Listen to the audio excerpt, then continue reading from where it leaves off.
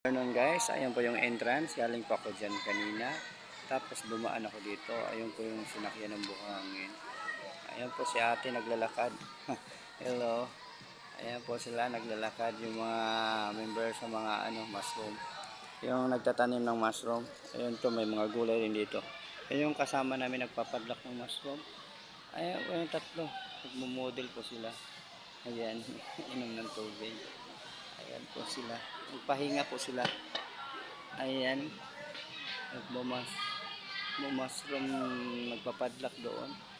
Doon nagpapahinga, kumain siya ng biscuit. Isa naguhugas kasi nadumihan ang kamay. Ayan si ate.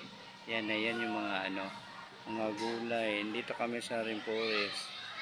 Ayan, yung isa doon, pinadlak niya yung yung aso ba yun o ahas ba yun? Ahas ba yung pinasok dyan, te? Pinadlak niya? Ahas yata pinadlak niya doon. Ahas o pato. Ayan si ate. Ayan.